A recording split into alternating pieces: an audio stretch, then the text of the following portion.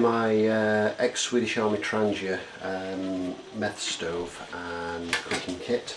I'm going to do a few videos on alcohol stoves, the homemade ones. I've got the current cooking system I use and so on for trekking. But I just want to show you this kit because it is a remarkably good one. Now, in the grand scheme of things, this is how the kit looks, complete and all bundled together. In the grand scheme of things, it's certainly nothing like a lightweight kit, but it's very, very rugged. It weighs in at 1.2 kilos with fuel. That's with about 8 ounces of fuel on board.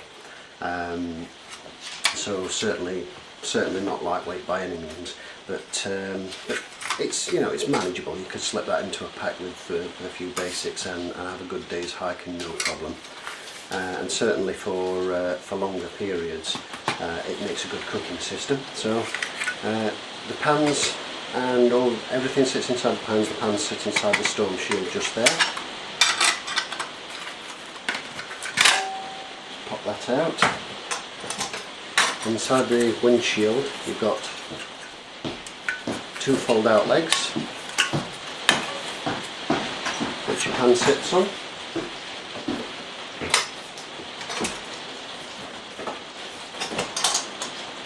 You then have 2 pans.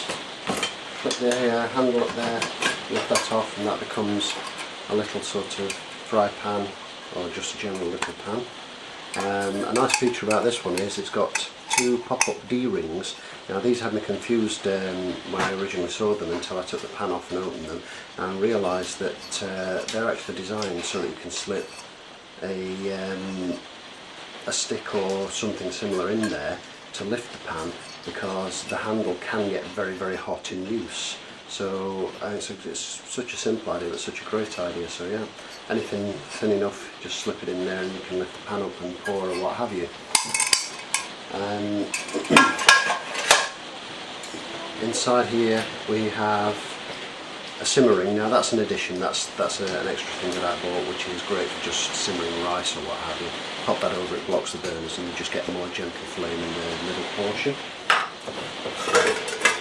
At the bottom we have the stove itself. Now the great thing about the Trangia is they're actually, people say that they're very inefficient. I find that they're much more efficient than the aluminium stoves, the pop can stoves, and I think that's mainly because it's made of brass and it actually conducts heat better. The other bonus about these is you can carry fuel inside them, so they're ready to go, because you have a cap with an O-ring seal which fastens down. There's no fuel in this one at the moment because I do try to burn them off. I don't like actually carrying fuel in the stove. But inside you've got the same. This is where the original pop can design came from, where with the inner wall.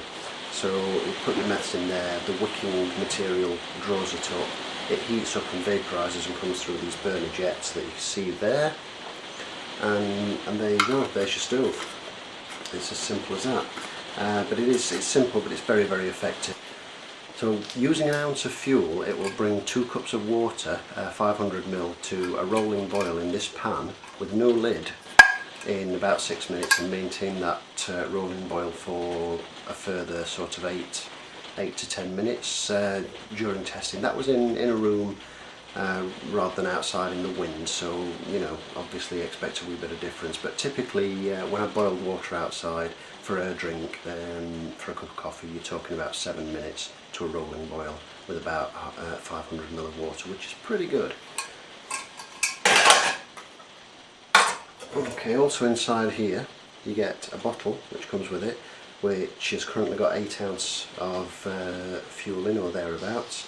I've actually marked this off because what I tend to do is I work on the principle that I know 1 ounce of fuel will boil 2 cups of water with some to spare, and I like to leave as little fuel in the stove as possible. It's just for safety reasons, because I don't really want to spill it. Although it's got a seal on, there's always a possibility.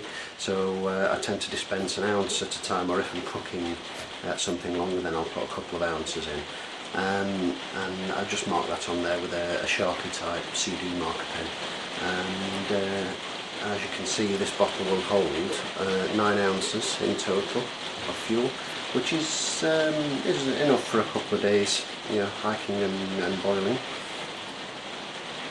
And then also, of course, in here there's room for a lighter, which I keep in there. And like all the cooking kits I have, I always keep a lighter of some description in there, so I know I've always got something to light the system. So that's the Trangia system. It's incredibly easy to use. You set up your hot stand, you fill your stove, you put your fuel in, you light it, and you sit on the floor, you light it, you put your hot stand over the top of it, and then you put your pot with your water over the top of that, and then just wait for it to boil. It's that simple. And you can extinguish it if you wished afterwards by just simply popping that over there, starve it of oxygen, and just cut the fuel. I tend to use the simmering cap and just pop that over like so until it extinguishes it, just purely so that it saves the rubber O-ring in this cap a bit longer, rather than damaging it through the heat. And then what happens from there is I leave it to cool down. It does take a while to cool down, being brass, because it holds its heat very well, before I put the cap on it again, just to save the rubber seal there. But then by the time you've gotten halfway through your cup of coffee, it's nice and cool and you can pack it away.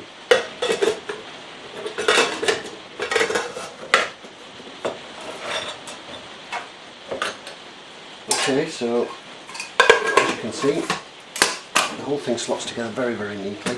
The pans are hard anodised aluminium. The lower pan, I forgot to mention, has a hanging hook, so you can in fact fill that with water and put that over a wood stove, a wood fire that you've set, and boil water that way. And of course, being hard anodised aluminium, you can use these pans on any stove that you wish. So when you pack it away, you just simply, once it's all cooled down, you fold down the pot stand legs inside, and